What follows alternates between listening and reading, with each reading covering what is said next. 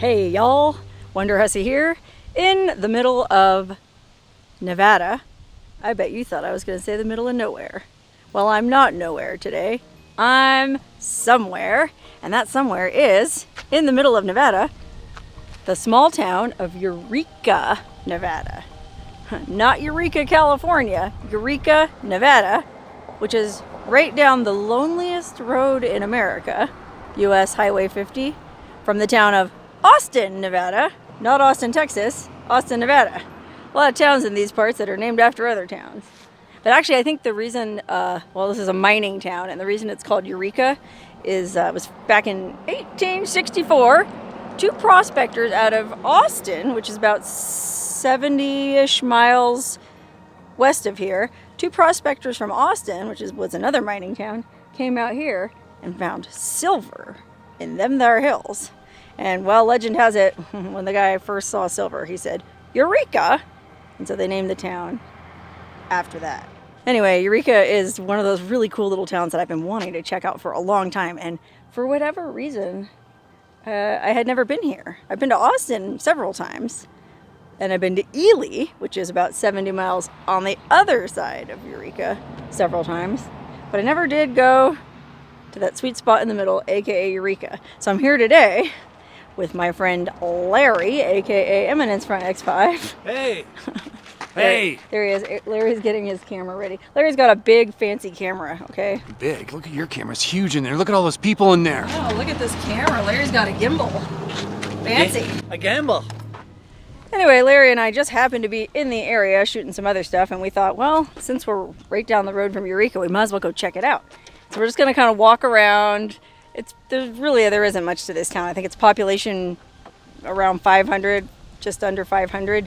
But US Highway 50, aka the loneliest road in America, runs right through the center of town. And there's a bunch of cool old historic buildings on each side of the road. So we're just going to kind of walk around and, well, see what we see. Now, it's a little windy today, but it is a beautiful day. It's July 24th. And gosh, it's probably about 80 degrees, 82 degrees. Matter of fact, I was reading up on Eureka in this part of the state. It's never even been 100 degrees here. The highest recorded temperature they've ever had here was 99, and that's pretty rare. So it's pretty temperate here in the summer, which makes it a great escape from the heat of southern Nevada, which is, well, part of the reason why I'm here. But the main reason I'm here isn't even the weather, it's just the history. This is a really interesting little town. A lot of mining ruins and old ghost towns and stuff out in the hills outside town, which is what Larry and I were checking out yesterday. So if you're into that kind of thing, or ATV trails, they have you covered. Now, having never been here before, for some reason I was under the impression that Austin, which is right down the road, was kind of like barely hanging on and almost a ghost town. And I thought Eureka was even more of a ghost town. But turns out I had that backwards. Eureka actually has way more businesses. There's a couple grocery stores, Ace Hardware. You know, they got this big new fire department. There's a lot more going on here than there is in Austin, sadly, because Austin deserves to thrive. And I'm sure it will. But Eureka looks like they're doing a pretty good job preserving a lot of the history, but also keeping things modern. Like, if you did want to come here and you weren't the camping type, they have this pretty nice looking hotel. But if, like me, you are the camping type, well, guess what? There's plenty of awesome free camping in the countryside all around Eureka and up in the mountains where all those ghost towns are. So whether you're a camper or a moteler, either way, there's plenty of cool places to stay here. I don't know if you guys can read that on the other side of the street there.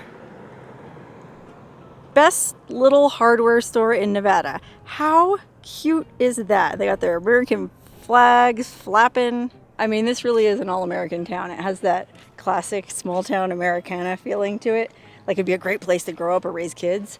And matter of fact, I read that they supposedly have a really cool 4th of July parade here, big celebration. So I'd love to come here for 4th of July sometime. Look at this. Really cool old motor oil mural on this old, well, it looks like it's a hardware store now, but gosh, what was this? Some old-timey garage. I mean, that building looks old. Oh, apparently there's a tour you can take. Look. This is stop number 5 on the tour.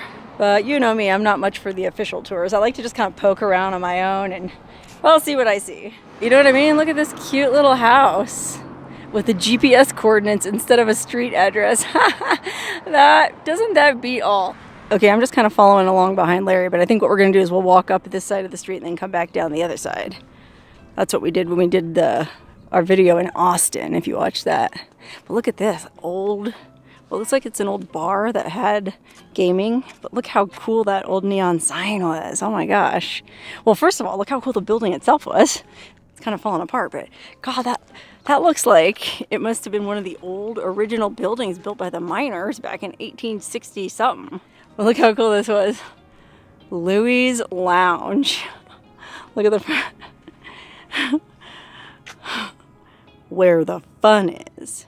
Boy, no telling how much fun has been had in that place. And matter of fact, I'm sure if and when it reopens, I could have some serious fun there myself. Oh wow, and then this looks like it was a restaurant. Family dining. Oh man, I bet some good meals were fixed up in here. Oh wow, look at that old staircase going upstairs. Oh man, no telling what kind of cool stuff is upstairs in this old building. You know, I haven't heard any rumors about any of the buildings here supposedly being haunted, and you'd think there would be some kind of legend of a ghost somewhere. So we'll keep our eyes out. We might see something. Oh wow, another cafe. Well, this one had Chinese food. Yum! Oh my gosh. Is it still open? Oh no, look, closed, no entry. I wonder if that's just because of the virus, or if the economy went sour here for some other reason. But it is interesting how no matter where you are, anywhere in the United States and, well, the world for that matter, you'll always find a Chinese restaurant. Those Chinese immigrants will go anywhere and set up a restaurant. And guess what? They'll always make a good living because, gosh, who doesn't like Chinese food? Oh, I gotta stop talking about food. I'm getting hungry. Oh, look, here's the saloon. Unfortunately, it doesn't open until 4 p.m. But it looks like it's still open in business. Or, I don't know, maybe not. There's a lot of boxes on the floor. I'm gonna guess it's maybe not. Well, that's a bummer. Okay, here's another motel. So if the first place was booked, this place looks pretty modern too. Definitely a lot more accommodations than in Austin. I'll say that. Austin has some cool little motels, but nothing on this scale. Oh, here's the gas station. I think there's actually more than one gas station here, and it's pretty reasonably priced gas. I don't know what it's like where you guys are, but right now in Nevada, $2.49 for regular, that's a pretty good price. Might have to fill my tank before I leave. Well, actually, I better fill my tank before I leave because, well, towns are few and far between in these parts. Like I said, 70 plus miles to Austin, 70 plus miles to Ely. I think the closest next town is Duckwater, which I've actually never been to Duckwater, but I'm pretty sure it's not much of a town. And that's, I think, like almost 50 miles to the south. So there's not a lot of options around here, so yeah, I guess I better fill my tank while I can. Okay, this looks like a pretty important building. What is this? Oh wow, look at this. So the loneliest road in America, US 50, actually was once the Lincoln Highway. Lincoln Highway was the very first transcontinental paved highway in the United States. You know, when the automobile first came up, well, a lot of the West wasn't paved. So you see these pictures of these like funky old Model T Fords bumping along on these dirt roads. Well, eventually the automobile took off and they really had no choice but to pave a road clear across the country, and that was the Lincoln Highway. And US 50, I think almost all of US 50, at least in Nevada, pretty much parallels the old Lincoln Highway. So this was the General Motors section. I guess maybe they sponsored this section. Okay, here's a historical marker. According to the sign, this is the old Eureka Courthouse. Pretty impressive building. And according to the sign here, it says it hosted some pretty, what did they say? It hosted some famous trials. It doesn't mention which trials. But it says it reflects the glory days from 64 to 1890, when Eureka was the first important lead-silver district in the entire United States. Wow, yeah, I did read that this morning. I did a little bit of research before I came out here to do this video, and while silver was the first thing they discovered here, I guess it ended up being a really big lead producer. I don't know what the population was at its height. Like I said, I think it's about 500 people now. But I'm not sure. It didn't mention in the article that I read how many people lived here at its heyday. Oh, cute. I don't know if you can see, but behind the senior center, there's a little library too. Man, they have all the services you could want in any big city here in this town. Plus, look at this awesome giant shade tree, this giant pine tree. Oh, there's a plaque under it. Let's see what it says. Oh, look how cute. It's the community holiday tree. Dedicated in 2012 in honor of his services to our country. U.S. Navy veteran Joseph Norman Rebelletti. Aw, so they planted this tree in his memory, and I guess it's the community holiday tree, and they decorate it every Christmas. Man, I told you this was like the classic small town America. This place is really cool. Okay, Larry crossed the street and he's over there yakking to some gal. You know how Larry is. Gotta keep him on a tight rein. You know, when you're with a guy who's as good looking as Larry, well, it's a challenge. Okay, come to find out, the reason Larry was over here wasn't just to pick up on some chick. He was looking at this cool old building, which the building itself is cool, but the painting on it of that cowboy is super cool. Look at that. That's cool. Okay, so we successfully covered the portion of the main street going west to east. Now let's go back on the other side and go east to west. See what we missed on this side. Man, some of these houses are just so cute. Like, look at this. Little cottage right on Main Street. How cool would it be to live right on the loneliest road in America? I think these flags that we've been passing are maybe in honor of, well, I don't know if these are veterans who lost their lives in wars or they're just people in town who served. Okay, here's a veteran with a name that's so American, it will light up your world like the 4th of July. Blaine Bacon. Man, that guy's name is so American, it's making my glasses vibrate. Holy cow. And then this is interesting. Look at the building that it's out in front of. It's this really cool old brick building that was the European American Resources Incorporated building. Now, what do you suppose European American Resources was? Well, maybe we can peek through the window and it'll give us a clue. You know, it almost sounds like a front for like a white supremacist type organization. Huh? I don't know. It's just some old building.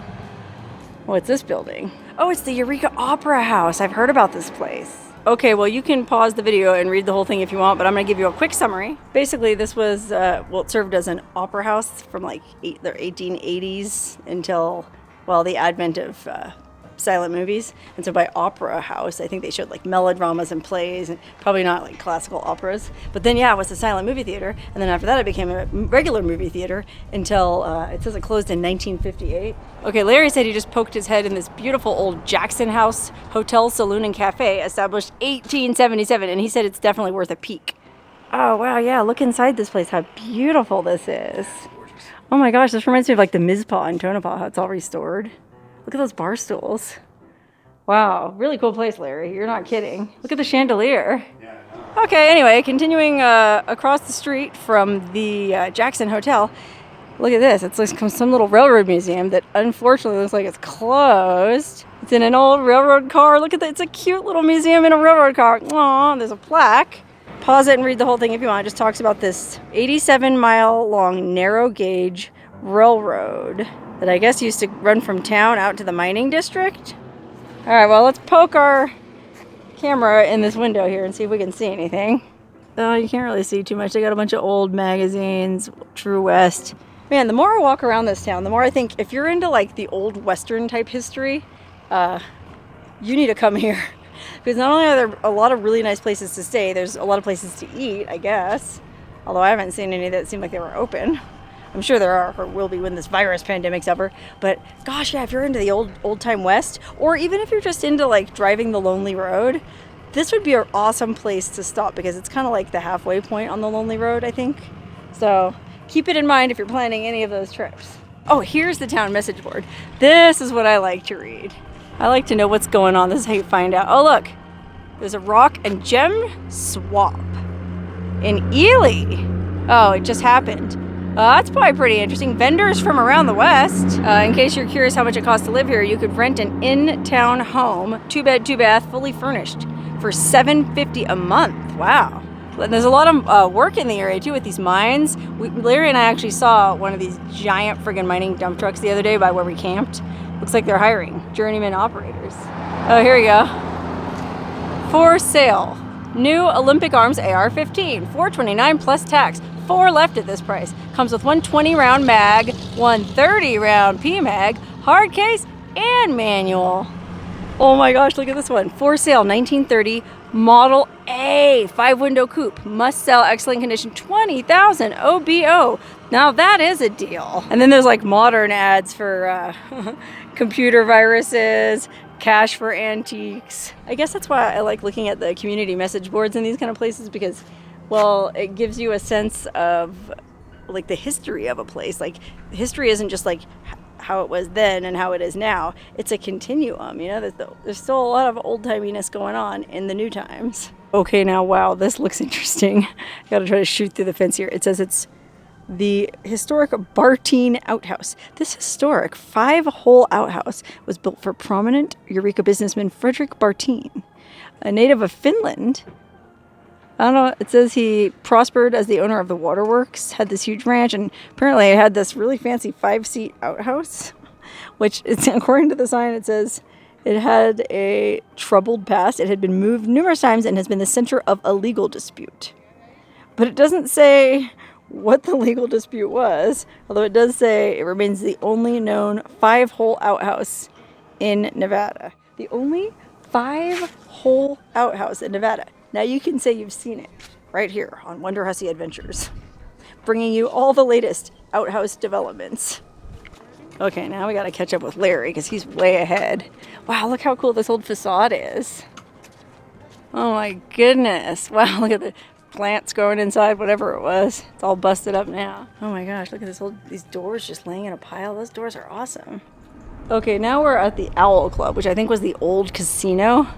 And as a matter of fact, there was an old Owl Club in, gosh, where was it? Wells, Nevada, I think, also had an Owl Club casino. Oh, it's got a restaurant. Larry wants to get a bite to eat, so we're gonna go in here because it is lunchtime. And well, let's get some grub.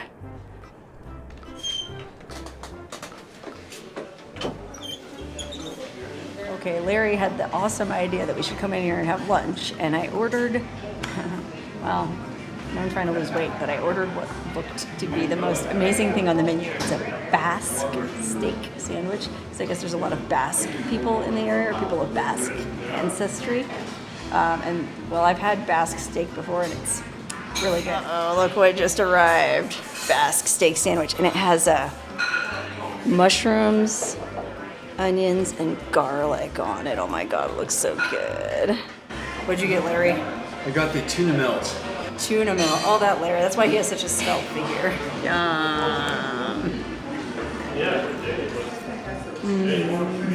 All right, let's try this friggin' steak sandwich. That is really good.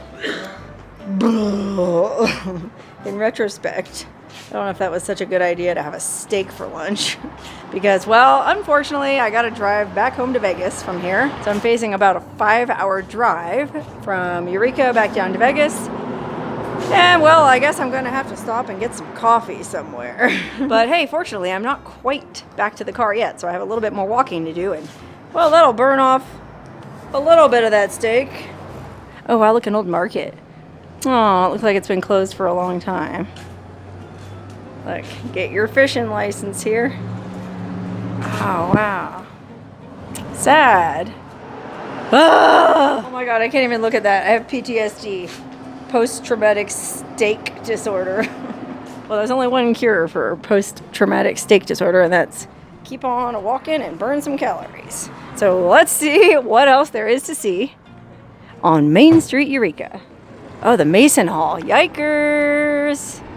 Oh man, I bet we could peek in the windows. There's actually a Masonic hall right down the street from my house in Vegas, too. Interesting. Oh wow, not much going on in there. Oh wow, look at that. Holy cow, I guess that's like a Mason outfit. Holy cow, look at his belt buckle. Sword.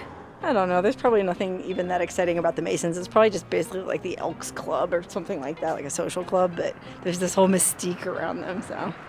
Oh, here's the second gas station. I think there's even one more. $2.47. Huh? Good price here too. Okay, so if you're keeping track, there's at least 4 places. I just saw a motel up here. 4 places to stay.